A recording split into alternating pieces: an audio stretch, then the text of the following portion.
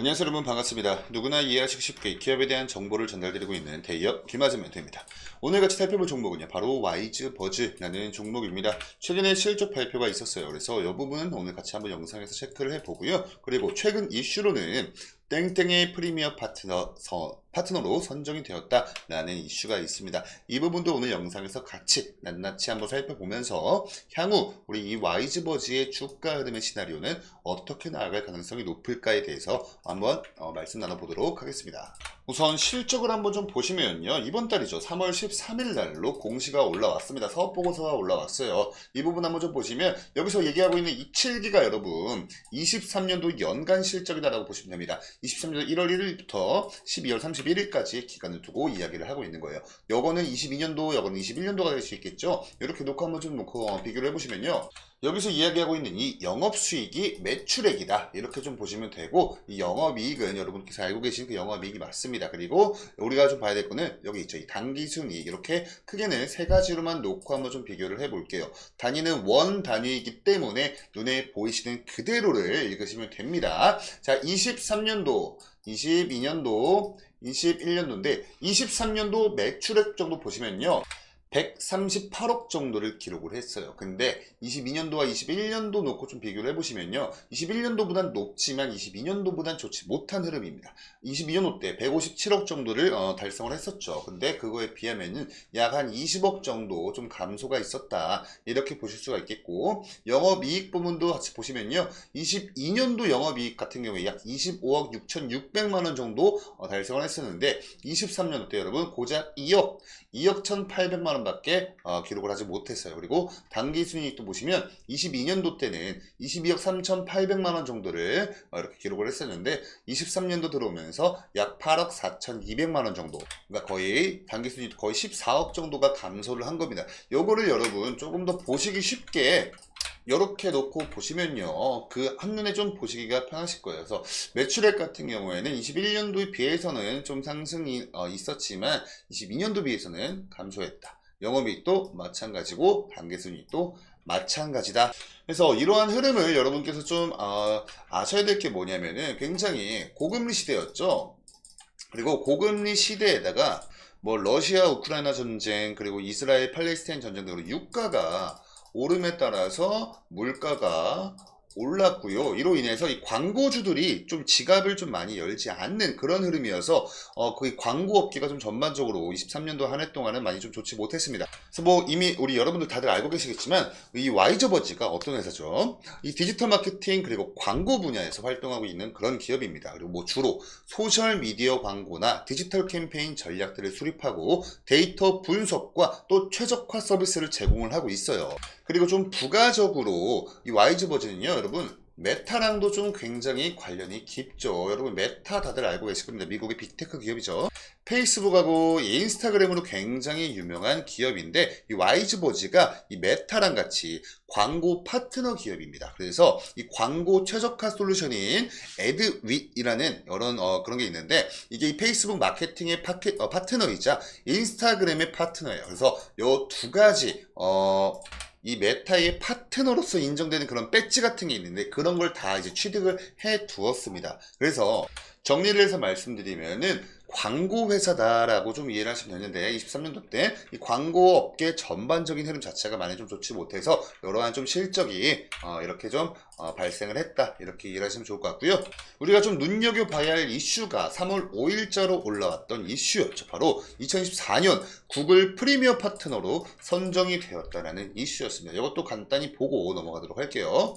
이렇게 놓고 한번 좀 보겠습니다. 보시면 구글 프리미엄 파트너는 국가별 상위 3% 이내 파트너사에 부여하는 최고 등급이다 라고 얘기를 하고 있어요. 디지털 마케팅 부문의 프리미엄 파트너로 선정되려면 고객 성장, 신규 고객 증가, 고객 유지, 제품 다각화, 연간 광고비 지출 등에서 골고루 월등한 실적을 달성해야만 가능하다라고 설명을 하고 있습니다. 그리고 지금 현재 이 와이즈버즈는요, 최적화 광고 기술 솔루션을 기반으로 구글을 비롯한 메타, 방금 저희 살펴봤죠. 그리고 네이버, 카카오 등의 공식 미디어 세일즈 파트너라고 해요. 그리고 바로 지난해엔요, 이 퍼포먼스 마케팅의 큰 강점을 가지고 있는 에디피션시라는 기업을 인수하기도 했습니다. 그래서 양사의 기술력과 노하우를 적극적으로 공유하면서 국내 디지털 광고 대행에 분야 입지를 공고히 했다라고 하고 있는데, 이 에디피션시 인수 보시면요, 이렇게 3월 4일자로 올라왔던 요거는 이슈였어요. 에디피션시 요거 740억 원 인수 마침표를 찍었다라는 내용의 기사이고요. 이제 요거 관련돼서 완벽히 마침표를 찍었다라는 내용의 이슈였죠.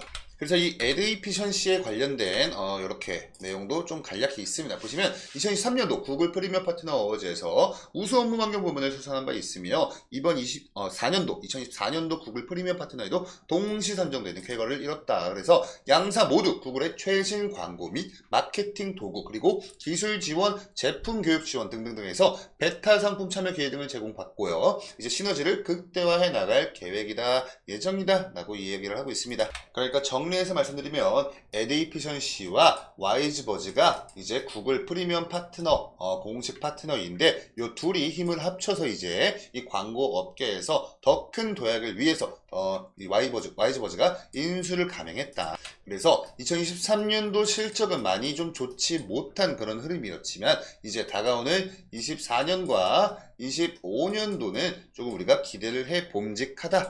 왜냐면 이제 슬슬 금리 인하 기대감이 있죠. 그래서 이 금리가 다운되면 이 시중에 풀리는 자금이 많아질 것이고, 그 안에는 광고주들의 이 투자금도 분명히 있을 것이기 때문에 23년도에 비해서는 24년도와 25년도에 이 광고 업계 전반적으로 좀 어느 정도 자금들이 유입이 되면서 이 광고회사, 이 광고 업계에도 어느 정도 순풍이 불어줄 것으로 기대를 한다라는 내용입니다. 자, 그럼 차트로 넘어와서 한번 좀 같이 보시면요. 지금 좀 어느 정도 한 3개월가량 이렇게 박스권 횡보를 좀 이어나가주고 있습니다. 이렇게 뭐 중간중간 고개를 빼꼼 한 번씩 좀 내밀어주고 있긴 한데, 이게 좀 유지가 안 되고 지속이 안 되면서 다시 계속 이 박스권 안에서만 횡보를 이어나가주고 있어요. 그래서 좀 간단히 히스토리에 대해서 좀 설명을 드리면요. 이때 여러분, 이 메타의 아까 이 메타의 파트너사라고 제가 말씀드렸죠, 와이즈버즈가. 근데 이 메타가 스레드라는 걸 론칭을 했어요. 이게 뭐냐면, 여러분들 트위터 다들 알고 계시죠? 트위터, 일론 머스크가 인수를 한 그 트위터를 겨냥해서 만들어진, 메타가 개발한 이 트위터 같은 그런 플랫폼이다라고 보시면 되는데,